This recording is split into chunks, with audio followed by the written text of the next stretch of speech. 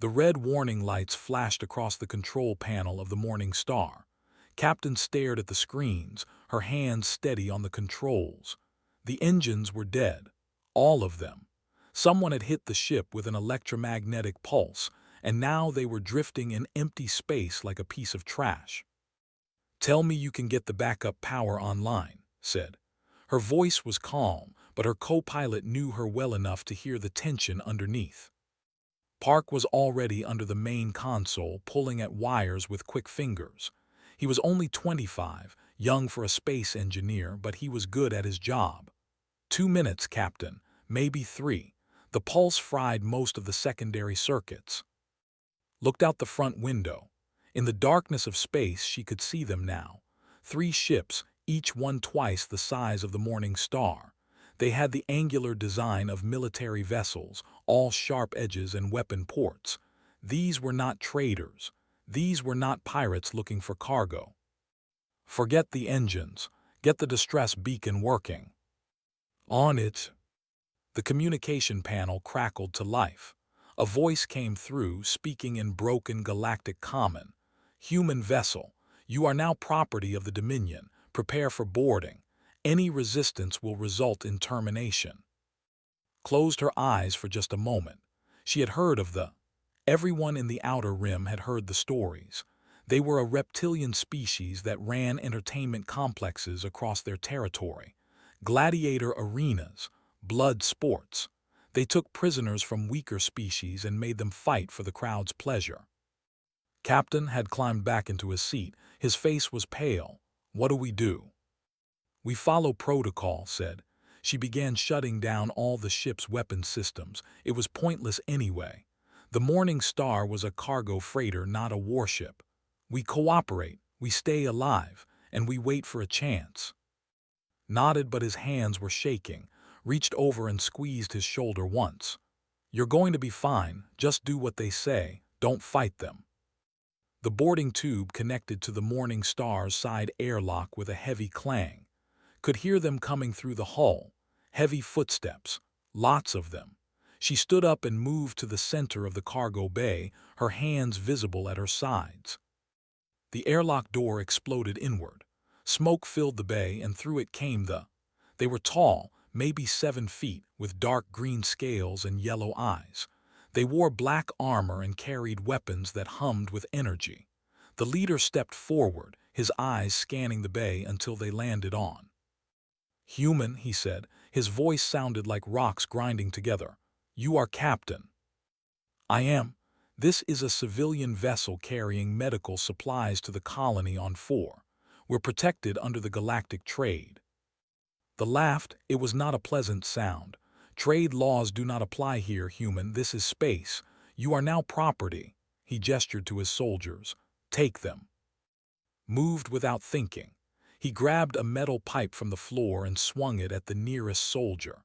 The pipe connected with the arm, making a loud clang against the armor. The soldier didn't even flinch. He brought his weapon around and fired. A blue bolt of energy hit in the chest, and the young engineer collapsed. "No," started toward him, but 2 soldiers grabbed her arms. She didn't fight them, was still breathing. The stun bolt had only knocked him out. The commander walked over too. He was even taller up close, and his breath smelled like sulfur. "You are wise not to resist, human. It will make your time in the arena longer, more entertaining." "Arena," kept her voice level. "Yes, our facility on Prime. Very popular, very profitable." The commander tilted his head, studying her. "You are older than the usual specimens, but you have scars. You have fought before, yes." Said nothing. The scar on her left shoulder burned under her uniform. She had gotten it during the Terran Defense Wars, 5 years ago, back when she wore a military uniform instead of a cargo captain's jumpsuit. "Take them to the holding cells," the commander ordered. "Prepare them for transport." They dragged the unconscious through the boarding tube and into the ship.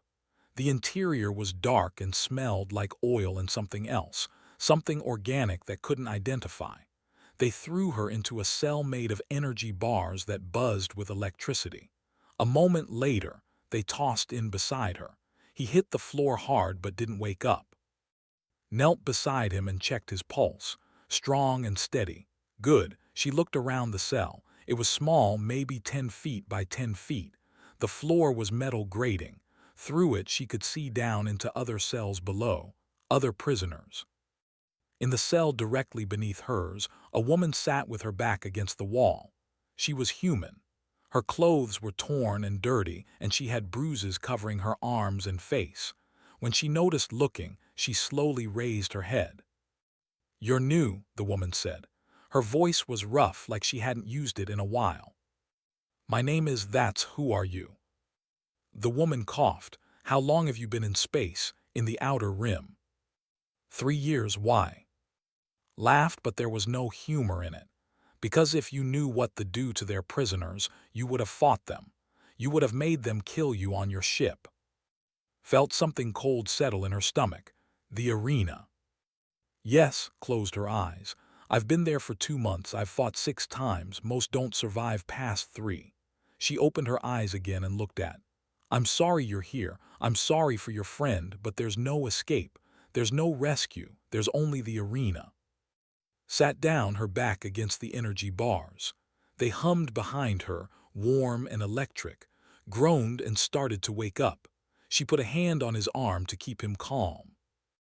You don't know humans very well, do you? Said quietly. Stared at her, what? Though they don't know us. They think we're weak because we're smaller, slower.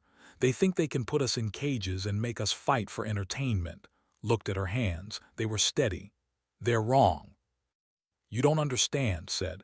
The things in that arena, they're monsters. They're bred to kill. And they enjoy watching us die.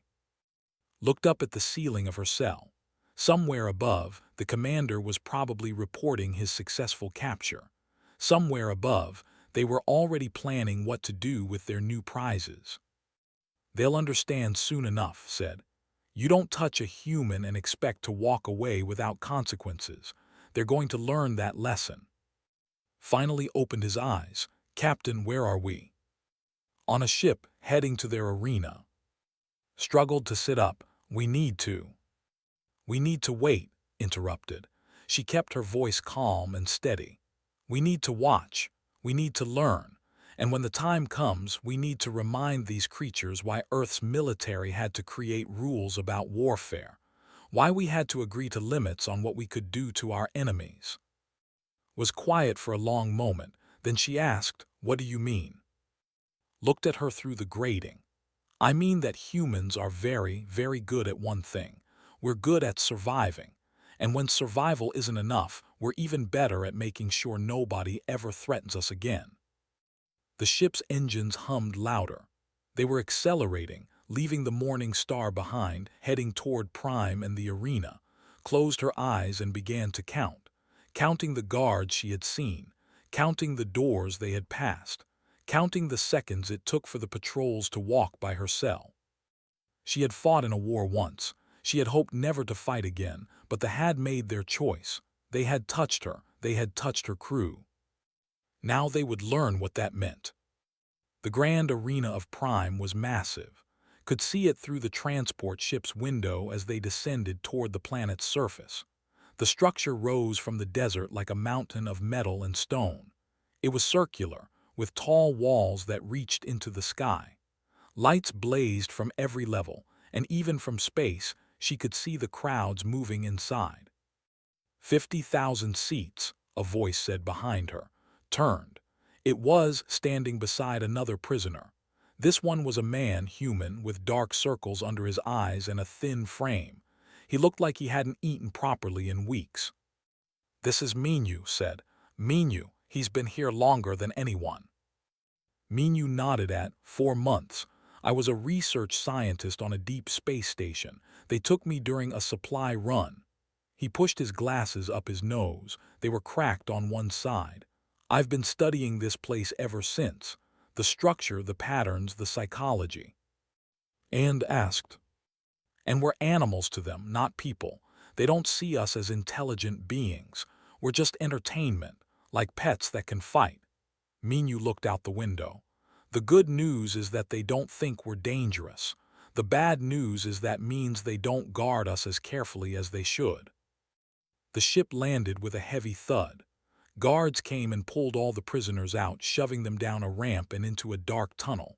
The tunnel led underground beneath the arena. The air was hot and smelled like sweat and blood. Could hear sounds above her. Thousands of voices, cheering, screaming. They were thrown into preparation cells. These were larger than the cells on the ship, but just as dark. Found herself in a room with Minyu and two other prisoners. One was a man who sat in the corner, rocking back and forth. His eyes were empty. "That's," Minyu whispered. He was corporate security, strong, fast, but after his third fight something broke inside him. Sat down hard on the floor. "This is insane. We're citizens of Earth, the Galactic Council." "Doesn't care," interrupted. "They pay them too much money. As long as they only take prisoners from the outer rim, from ships that won't be missed right away, nobody stops them." Walked around the cell slowly. She touched the walls, feeling for weak points. She looked at the door, studying the lock mechanism. She examined the grating in the floor and the ventilation shaft in the ceiling. Minyu watched her with interest. "You're planning something," he said. "Always," replied. "Tell me about the arena. How does it work?" Minyu sat down cross-legged. "They bring out prisoners one or two at a time. Sometimes they give us weapons, usually something basic, a dull blade, a club. Then they release the opponent. It's usually an animal, something big and aggressive. Sometimes it's another prisoner. The crowd bets on how long we'll survive." "What happens if you win?" "You go back to the cell, you get food and water, then you fight again." Minyu took off his glasses and cleaned them on his shirt. "Most prisoners die in their first or second fight. A few last longer. Nobody has ever won enough fights to earn freedom. That's not how this works." Put his head in his hands. "We're going to die here." "No," said firmly. She knelt in front of her co-pilot. "Look at me, we are not going to die here. Do you understand?" Looked up, he wanted to believe her. She could see it in his eyes. The door to the cell opened with a loud clang. Guards entered, 6 of them with weapons ready. Behind them came in different armor. This one wore red instead of black, and his scales had golden patterns. He was clearly important. "I am Arena Master," he announced. His voice echoed in the cell. "I oversee all entertainment in this facility. I decide who fights, when they fight, and how they die." He walked closer, studying each prisoner. His yellow eyes lingered on, "You, stand up." Stood. She didn't move toward him or away from him. She just stood. Walked in a circle around her. "You're older than most specimens we receive. More scars. You've seen combat before." "I was a soldier," said. "A long time ago." "Good, good," seemed pleased. "The crowd will enjoy that. A warrior woman, very dramatic." He reached out with one clawed hand toward her face. "Let me see your teeth, your bone structure." Didn't move. She looked directly into his yellow eyes. Her voice was quiet but clear. "Touch me again and you'll regret it." The cell went silent. The guards stiffened, their weapons rising slightly, sucked in a breath, even stopped rocking and looked up. Stared at for a long moment. Then he laughed. It was a deep, rolling sound that filled the cell. The guards laughed too, and soon the laughter echoed down the tunnel. Other must have heard because more laughter joined in from far away. "Did you hear that?" called to his guards. "The little human is making threats." He laughed harder, his whole body shaking. "Oh, this will be entertaining indeed." He reached out again, faster this time, and grabbed jaw. His claws dug into her skin, forcing her to look up at him. His breath was hot and smelled like rotting meat. "You are property now, human. You will fight when I say. You will die when I say, and there is nothing you can do about it." Didn't struggle, she didn't pull away. She just looked at him, memorizing every detail of his face. The pattern of his scales, the chip in one of his teeth, the scar above his left eye. She said nothing, but something in her eyes made release her and step back. "Prepare her for the arena tomorrow," he ordered the guards. "First bout, I want to see what this one can do before she breaks." He turned to leave, then paused at the door. "And feed them. I want them strong for the show." The door clanged shut. The sound of laughter faded down the tunnel. "Minyu was staring at, what did you just do?" "I warned him," said simply. She touched her jaw where his claws had been. There were small cuts and blood dripped down to her shirt. "You warned him." His voice was shaky. "You just made everything worse. He'll make your first fight impossible now. He'll put you against something that will tear you apart slowly just to punish you." Sat down and leaned against the wall. "Good, let him. Let him think he's punishing me. Let him think he's in control." Moved closer to her. "Captain, what's your plan?" "The plan is simple," said. She looked at each of them in turn. Frightened but still alive after 2 months. Minyu watching her with scientific curiosity, broken but listening, young and scared but loyal. "They think we're weak. They think we're animals. They think they can touch us, hurt us, kill us for entertainment." "They can," whispered. "They've done it to hundreds of others." "No," said. "They've done it to hundreds who didn't fight back the right way, to people who were scared and alone and didn't know what they were facing." She flexed her hands, feeling the old muscle memory returning. "But I know what they are, I know what they expect, and I know something they don't." "What's that?" Minyu asked. Smiled, but it wasn't a happy smile. It was the smile of a soldier who had seen war and survived it. "I know what humans are really capable of when you take away the rules, when you take away civilization and laws and mercy." She stood up and walked to the center of the cell. "They are about to learn a very important lesson. They're about to learn why Earth's military had to sign treaties limiting what we could do in combat, why we had to agree to rules of engagement." "Because we were too dangerous," Minyu said softly, understanding dawning in his eyes. "Because we were too good at killing," corrected. "Because when you put a human in a cage and tell them to fight or die, when you take away everything that makes them civilized, what's left is something that evolved to survive on a world that tried to kill us every single day for millions of years." She looked at the door where it exited. "He touched me. I warned him. Tomorrow he'll understand why that was a mistake." Above them, the crowd roared. Another fight was happening. Another prisoner was probably dying. But in the cell beneath the arena began to stretch, began to remember her training, began to prepare for war. They had made their choice. Now they would face the consequences. Morning came too early. Guards pulled from the cell before the others were awake. They dragged her through dark corridors, past other cells filled with prisoners from a dozen different species. Some watched her pass with dead eyes. Others looked away. Nobody spoke. They brought her to an equipment room. An attendant, smaller than the guards, gestured at a table covered with weapons. "Choose," he said in broken common. Looked at the options. There was a short sword, its blade dull and notched. A wooden club with metal studs. A small shield made of leather stretched over a frame. A spear with a broken tip. Everything was designed to look dangerous but be nearly useless. She picked up the sword and tested its weight, poorly balanced. The edge was so dull it wouldn't cut soft bread. She took the shield anyway. "This is what you give your fighters." The attendant shrugged. "Crowd wants fair fight. You get basic weapons. Opponent gets natural weapons, is fair." "Right," said fair. They led her to a gate. Beyond it she could hear the roar of the crowd. Thousands of voices, all shouting and cheering. The sound was like standing next to an ocean during a storm. The gate was solid metal, 20 feet tall, with the arena's symbol carved into it. A fist holding a broken sword. "You go when gate opens," the attendant said. "You fight until opponent is dead or you are dead. No surrender, no mercy. This is arena law." Nodded.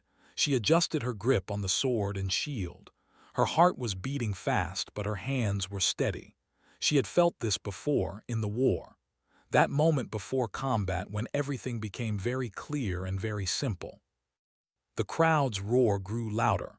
She could hear an announcer speaking in, his voice amplified across the arena. She didn't understand the words, but she understood the tone. He was introducing her, telling the crowd what to expect, building excitement. The gate began to open. Sunlight poured in, blinding after the darkness of the tunnels, walked forward, squinting against the brightness. As her eyes adjusted, she saw the arena floor. It was sand, reddish-brown and stained dark in many places. Blood, old and new.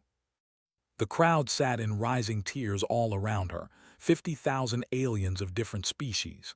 Most were, but she spotted others. Traders, tourists, rich beings who came to watch death for entertainment. They all stared at her, this small human woman with her useless weapons. Walked to the center of the arena. The sand was hot under her feet. She could feel the sun burning her skin. Above, in a special viewing box, she saw Arena Master. He was watching her with those yellow eyes, a smile on his reptilian face. The announcer's voice boomed again. Another gate on the opposite side of the arena began to open. This one was larger than the gate had come through, much larger. What came through made the crowd scream with excitement. It was called a beast, though didn't know that. All she knew was that it was huge, at least 12 feet tall and covered in thick gray hide like armor. It had 4 arms, each one ending in claws as long as knives. Its head was mostly mouth, filled with teeth designed for tearing meat. Yellow eyes, similar to the, stared at her with simple hunger. The betting screens around the arena lit up.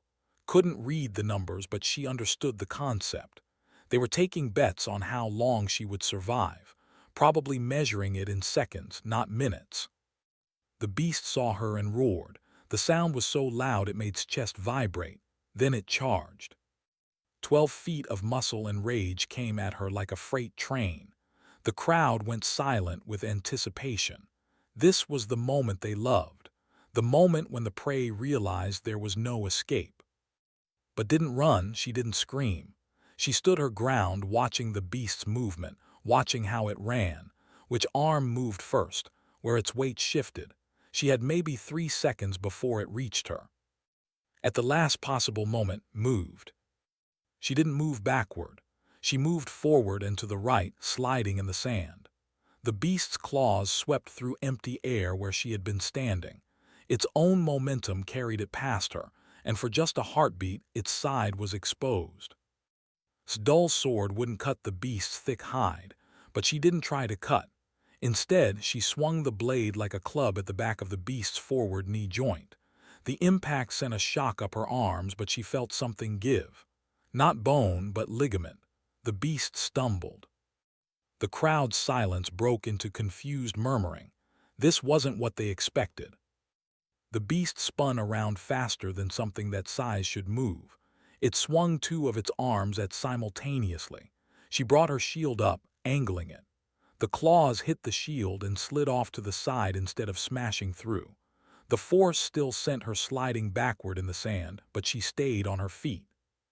She had learned something. The beast was fast, but it attacked with rage, not strategy. It relied on size and strength because everything it fought was weaker. It had probably never lost a fight in the arena. The beast charged again. This time didn't dodge to the side. She dropped flat to the sand and the beast's legs passed over her. As it did, she thrust the broken spear tip she had hidden under her shield upward into the soft underside of the beast's knee. The beast screamed. It was a sound of pain, of confusion. Things weren't supposed to hurt it. It was the hunter, not the prey. Rolled away and got to her feet. The beast's right rear leg was now wounded, maybe not badly, but enough to slow it down. She could see the calculation in its simple brain. The prey was dangerous, but the beast had been trained for this. It had to kill to survive, just like her. They circled each other. The crowd was no longer murmuring. They were dead silent. In the viewing box, Arena Master had stopped smiling. He leaned forward, watching. The beast tried a different approach. Instead of charging, it advanced slowly, all 4 arms spread wide to cut off escape routes. It was learning, respected that. She backed away, keeping her distance, watching its wounded leg. Then the beast did something unexpected. It grabbed a handful of sand with one of its lower arms and threw it at its face. She got her shield up in time, but the sand scattered around it and some went in her eyes. She blinked, momentarily blind, and heard the beast charge. She threw herself to the side, hopping it was the right direction.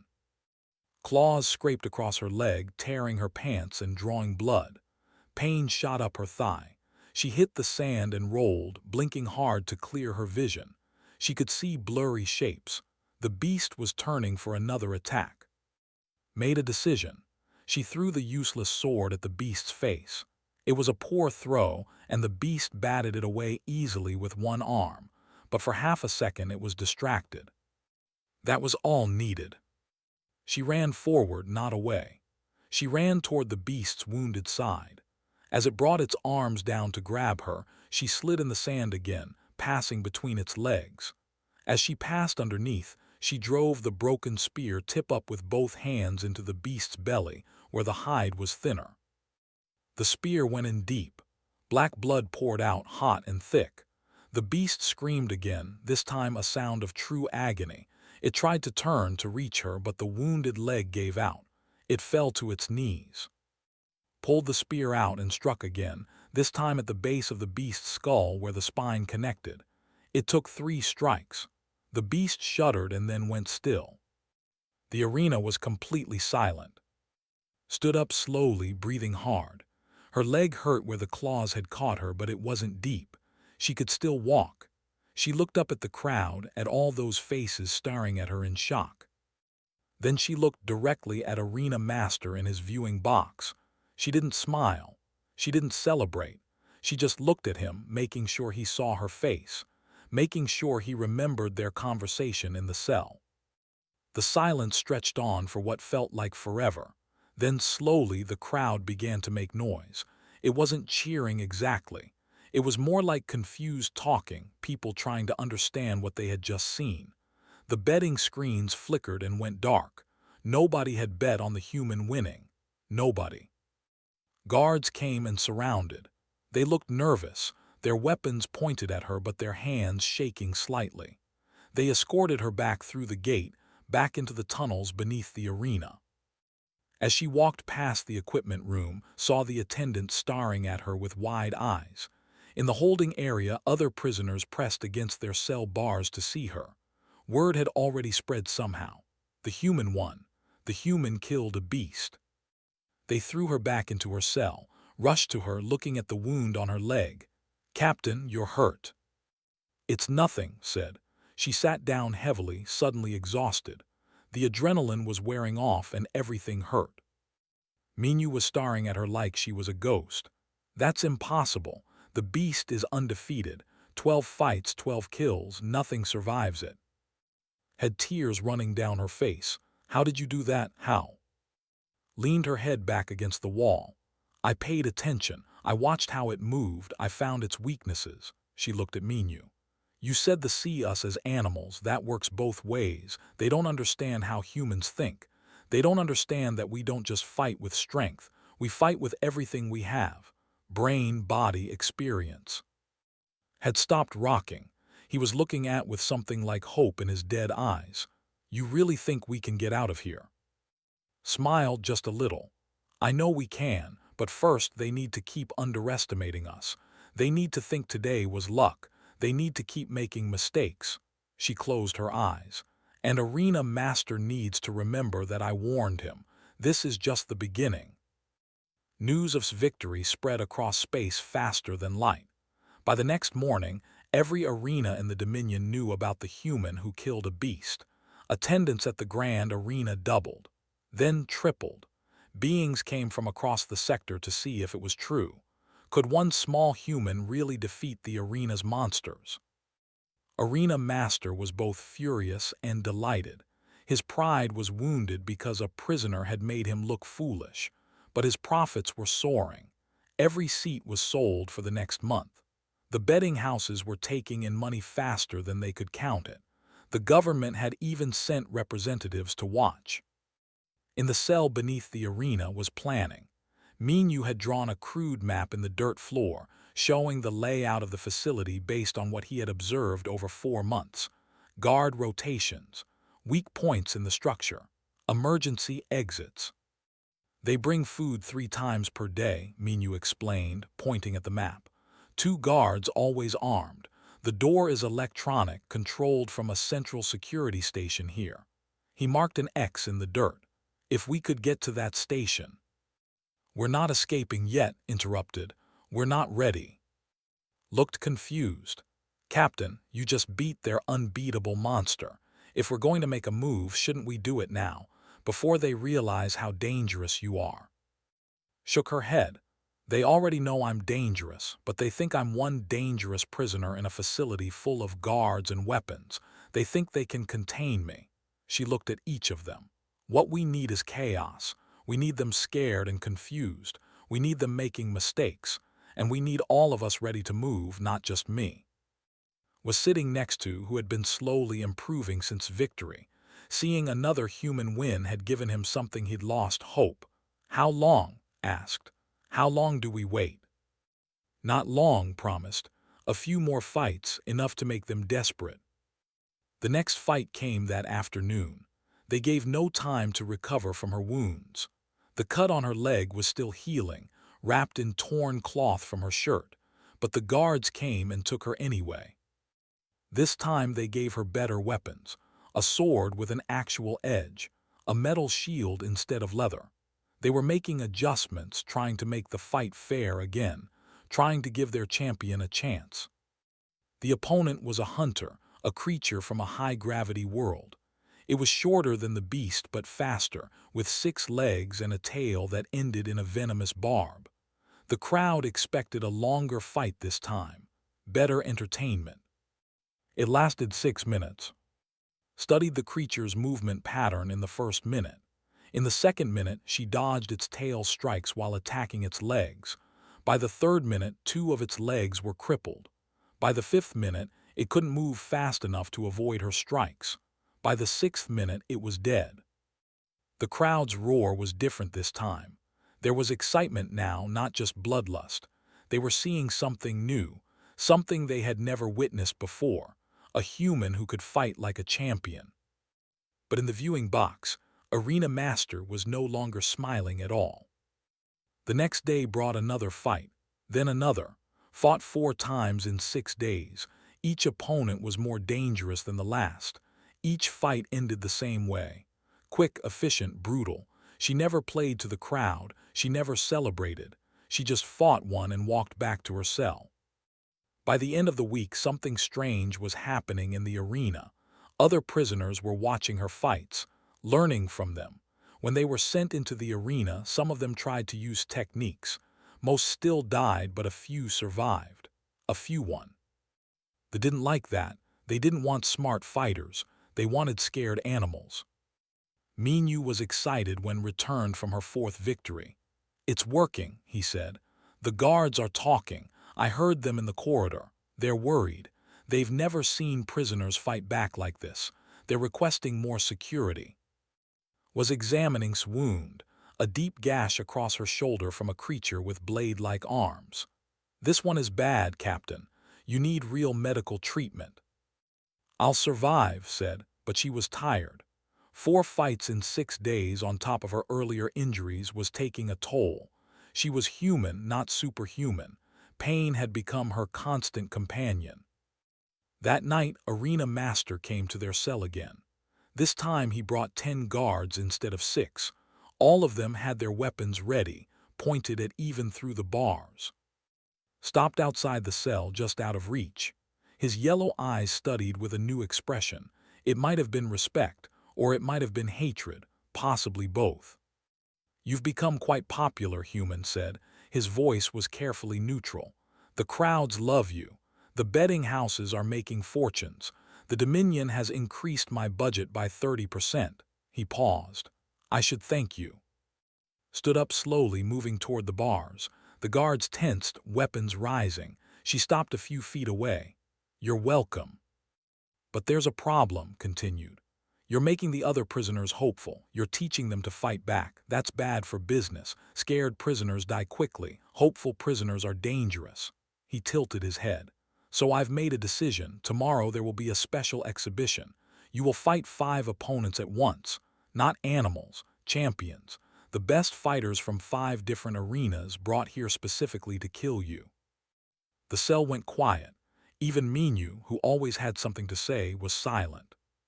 Smiled, showing his sharp teeth. If you survive that, which you won't, I'll increase it to 10 opponents. And if you somehow survive that, I'll start executing the other humans.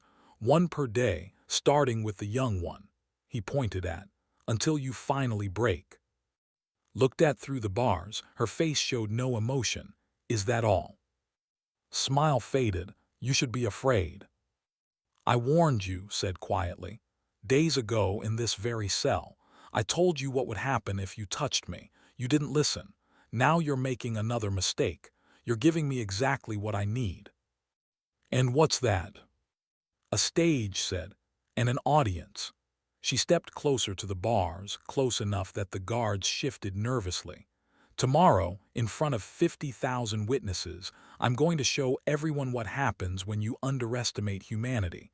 I'm going to show them what we're really capable of. Stared at her for a long moment. Then he turned and walked away, the guards following, but noticed something. One of the guards looked back as they left. There was something in his eyes, fear, doubt, she wasn't sure. After they were gone, spoke up. Captain, 5 champions at once, that's suicide. You're good, but nobody's that good. Sat back down. Maybe, but I don't need to be that good. I just need to win. And I need to do it in a way that makes them realize their mistake. What mistake? Asked. They think this is entertainment, said. They think this is about making money and keeping crowds happy. They don't understand what they've really done. They've taken a human, pushed her into a corner, and told her to fight or die. They've given her opponents to practice on. They've given her time to plan. And worst of all, they've given her a reason to be angry. Minyu was nodding slowly. You're not just fighting to survive anymore. No, agreed. She looked at her hands. They were covered in cuts and bruises. Calluses had formed from gripping weapons. I'm fighting to send a message. To every arena in space, to every alien species that thinks humans are weak. Tomorrow, they're going to see what we really are. Spoke for the first time in days. His voice was rough but clear. What are we? Looked at him. She saw herself reflected in his eyes. A soldier again. A warrior. The thing she had tried to leave behind when she became a cargo captain, but they had brought it back. They had reminded her of what she could do when necessary. We're survivors, she said. We're the species that crawled out of caves and conquered our planet. We're the species that looked at the stars and decided to claim them.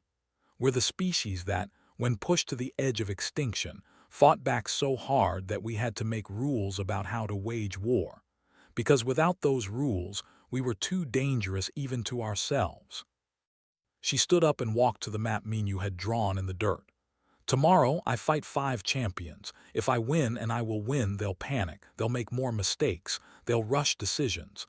And when they do, when they're scared and confused, that's when we make our move. She looked at each of them. Get ready, rest, eat. Tomorrow, everything changes. That night didn't sleep. She sat in the darkness, breathing slowly, preparing her mind and body. She thought about the war, about the training, about the things she had done and seen, about the oath she had taken when she joined Earth's military, to protect humanity from all threats, foreign and domestic. The thought they were safe. They thought their walls and guards and weapons made them untouchable. They thought wrong. Above her in the arena, workers were preparing for tomorrow's exhibition, building special viewing platforms for important guests, testing the betting systems, advertising the event across all channels. The human versus 5 champions, the fight of the century. They had no idea what was coming. Arena Master sat in his private quarters staring at security footage of fights. He played them over and over, trying to understand, trying to see what made this human different, but he couldn't see it. He didn't understand that what made her dangerous wasn't in her body. It was in her mind, in her will, in her refusal to be broken. He had touched her. She had warned him. Now he would learn what that warning meant. The day of the grand exhibition, the arena was filled beyond capacity. Over 60,000 beings packed into every available space. Some stood in the aisles. Others watched from special platforms built just for this event. The betting houses had stopped taking new wagers an hour before the fight. The odds had been calculated and recalculated a dozen times. 5 champions against 1 human. The smart money said the human would last maybe 10 minutes if she was lucky. In the preparation cell, they gave real armor for the first time. Light leather and metal plates that covered her vital areas. A proper sword, balanced and sharp. A good shield. They wanted this to look fair. They wanted the crowd to believe the human had a real chance. Strapped on the armor in silence. Her wounds from the previous fights ached, but she had learned to push the pain into a distant corner of her mind. Watched her prepare, his face tight with worry. "You don't have to do this," he said quietly. Looked at him. "Yes, I do. This is the only way." In the main cell, Minu had gathered the other prisoners. Over the past week, word had spread. Other cells had heard about the plan. Not all the details, but enough. If the human won today, something would happen, something big. They needed to be ready. The gate opened. Guards came for. As they led her through the tunnels, she passed cells filled with prisoners. Some reached through the bars to touch her as she passed. Others called out in languages she didn't understand. But the meaning was clear. Good luck. Fight well. Win. At the equipment gate, the same attendant from her first fight stood waiting. He looked at her differently now. There was fear in his eyes, yes, but something else too. 5 champions, he said. Never been done before, even by warriors. Then I guess today's a day for firsts, replied. She walked toward the arena gate. The roar of the crowd was deafening, a physical force that pressed against her from all sides. She could hear the announcer working the audience into a frenzy, building excitement. This was the moment they had paid to see. The gate opened, sunlight flooded in, walked into the arena. The crowd's roar intensified to an almost painful level. She ignored it, focusing on the arena floor. 5 gates on the opposite side were opening simultaneously. Through each one came a champion. The first was a warrior, tall and covered in ceremonial armor. He carried a long spear and moved with the confidence of someone who had never lost a fight. The second was a massive creature from an ice world, covered in white fur and wielding a huge hammer. The third was something, fast and twitching, with blade-like arms and multiple eyes. The fourth was humanoid but larger, with purple skin and cybernetic enhancements on both arms. The fifth was the most dangerous looking, a blade master, a species bred for combat, carrying 2 curved swords. They spread out around the arena, surrounding from all sides. The strategy was obvious. They would attack together, overwhelming her with numbers and preventing escape. The announcer's voice boomed one last time. Then the arena went silent. The fight had begun. For a long moment, nobody moved. The champions were studying, looking for weakness. She stood in the center, turning slowly to keep all of them in view. Her breathing was steady. Her hands were relaxed on her weapons. The warrior struck first. He charged with his spear leading, aiming for her chest, waited until the last second then and struck the spear's shaft with her sword, deflecting it. As the passed, she kicked his knee from the side. He stumbled but didn't fall. The attack while she was off balance, its blade arms swinging in a blur. Brought her shield up, blocking the first strike, but the second caught her shoulder armor, cutting through and drawing blood. She rolled away, creating distance. The purple humanoid came at her from different angles. She ran toward surprising it. At the last second, she dropped and slid under its legs. Its hammer came down where she had been, smashing into the sand. She came up behind it and thrust her sword into the back of its knee. It roared in pain. This is what the crowd didn't understand. What none of them could see wasn't just fighting. She was thinking 3 moves ahead. Every action was calculated. Every movement had a purpose. While they saw chaos, she saw patterns, weaknesses, opportunities. The Blade Master was the of the champions. He hung back, watching, learning. That made him the most dangerous. Knew she had to remove the others quickly before he figured out her strategy. The next few minutes were brutal. Moved constantly, never staying in one place, never allowing herself to be surrounded. When they attacked, she used her shield to deflect it toward the purple humanoid, making them collide. While they were tangled, she focused on the injured, finishing it with a strike to the throat. 1 down, 4 to go. The crowd was screaming now, but couldn't hear them anymore.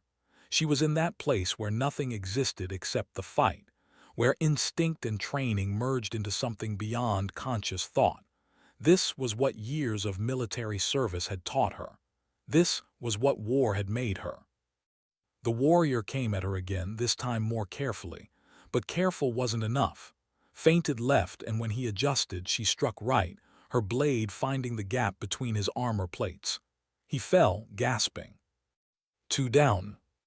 The purple humanoid with cybernetic arms grabbed her from behind, lifting her off the ground. His strength was incredible. His ribs creaked under the pressure. She dropped her sword and reached back, finding his eyes with her thumbs. He screamed and dropped her. As she fell, the struck. Its blade arm pierced through her side below the armor. Pain exploded through his body. She grabbed the blade arm with one hand, preventing it from pulling free, and with her other hand grabbed her fallen sword. She swung upward, the blade cutting through this neck. It fell, taking its blade arm with it, still embedded in her side. 3 down. Pulled the blade arm from her side. Blood poured from the wound. She was hurt badly now. Her vision was starting to blur. But there were only 2 champions left, and she had a message to send. The purple humanoid charged, his cybernetic arms reaching for her, threw her shield like a discus. It hit him in the face with a crack, and he staggered. She followed up with her sword, a single thrust through his chest. He fell backward and didn't move. 4 down. Only the Blade Master remained. He had been watching the entire fight, studying every move made. Now he stepped forward, his 2 swords moving in a pattern that created a wall of death. "You are impressive," he said in perfect galactic common. "But you're injured, bleeding, tired. I am fresh. This ends now." Didn't respond. She was beyond words. She picked up a fallen spear with her free hand and faced him. 2 weapons against 2 weapons, except she could barely stand.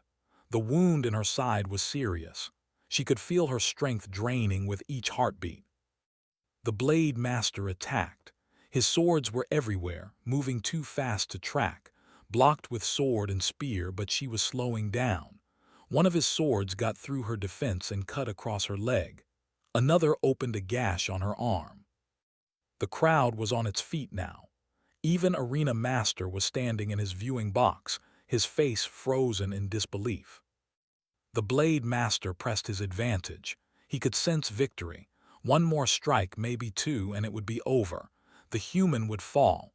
Order would be restored. But he made one mistake, one tiny error. He assumed that because was wounded and slow, she was defeated. He didn't understand that wounded humans are the most dangerous kind, because wounded humans have nothing left to lose. When his next strike came, didn't try to block it. She let his sword cut into her shoulder while she stepped inside his reach. She dropped her weapons and grabbed his wrists with both hands. Using his own forward momentum, she pulled him off balance and drove her forehead into his face. His nose shattered. While he was stunned, she twisted his arms, forcing him to drop his swords. Then she picked one up and with the last of her strength struck. The Blade Master fell. 5 down. The arena was completely silent. Stood in the center, surrounded by fallen champions. Blood dripped from multiple wounds. She should have collapsed. By any reasonable measure, she should have been dead. But she remained standing, swaying but upright. She looked up at Arena Master in his viewing box. Even from this distance, she could see his face. The disbelief, the fear, the understanding that he had made a terrible mistake. Then chaos erupted. Security alarms began blaring throughout the facility. In the cells below, Minyu had been watching through a monitor. The moment he initiated the plan. Using codes they had stolen from a careless guard, they overrode the cell locks, all of them, simultaneously. Hundreds of prisoners poured out of their cells. Most ran for the exits, but some, inspired by what they had witnessed, grabbed weapons from fallen guards and fought back. They had trained them to be fighters. Now that training turned against them. Led a group toward the main control room, helped and other injured prisoners toward the docking bays. Minyu had memorized the entire facility layout. He guided them through corridors, avoiding main security checkpoints. In the arena, guards poured onto the sand, 20 of them, weapons drawn. They surrounded, shouting orders, but she didn't move. She couldn't. She had nothing left. "Stay back," the lead guard shouted. "One step and we fire." Looked at them through blurring vision. "Go ahead," she said softly, "but it won't change anything. It's already too late. You've already lost." The massive screens around the arena flickered to life. Minyu had reached the control room.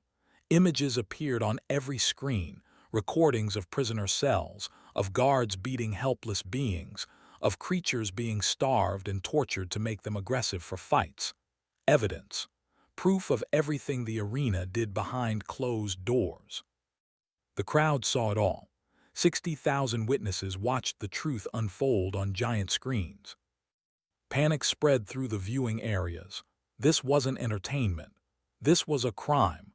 Many in the crowd were from species that were part of the Galactic Council, species that had signed treaties against this kind of treatment. If this evidence reached the Council. Arena Master ran from his viewing box. He needed to contain this, needed to stop the prisoners, needed to delete the evidence. But everywhere he went, chaos followed. Prisoners fighting guards, systems failing, his perfect arena falling apart. He reached the arena floor just as finally collapsed to her knees. Blood pooled around her in the sand. She looked up at him as he approached. "I warned you," she whispered, "twice." Stared at her, at this small, wounded human who had destroyed everything he built. "This isn't over," he hissed. "Yes," said, "it is." Behind, a transport ship descended into the arena. Not a prison transport. A civilian ship was at the controls. The ship's doors opened and Minyu appeared with a group of freed prisoners. They ran toward. The guards raised their weapons, but they hesitated. The whole galaxy was watching now. The evidence was spreading across communication networks. If they killed the prisoners in front of this many witnesses, there would be no hiding it. The Dominion would face consequences from the entire Galactic Council.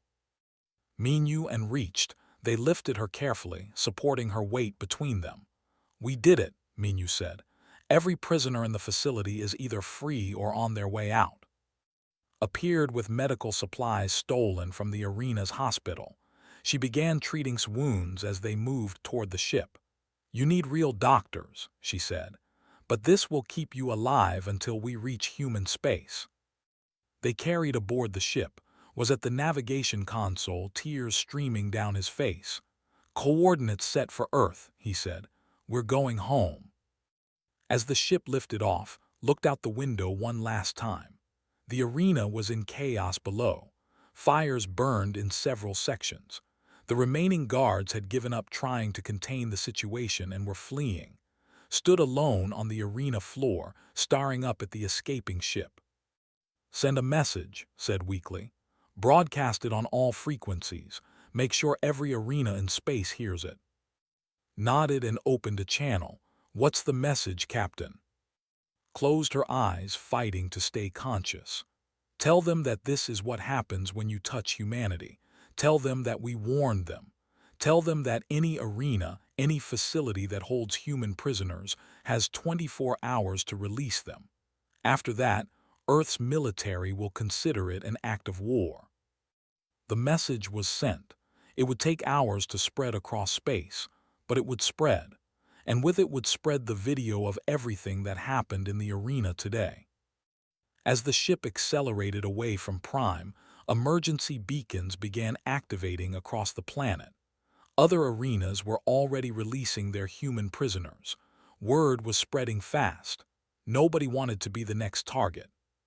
Slipped into unconsciousness, her mission complete. Around her, the other freed prisoners worked to keep the ship running, to treat the wounded, to get everyone home. They had all seen what one determined human could do. They had all witnessed what happened when someone pushed humanity too far. The arena stood silent now, empty, a monument to arrogance and cruelty, left abandoned as evidence of what they had done.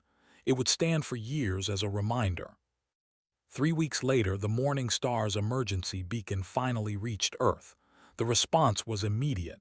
A fleet of warships departed for space within hours, but they arrived to find no resistance. The Dominion had already released all human prisoners and shut down their arena operations. They issued no statements.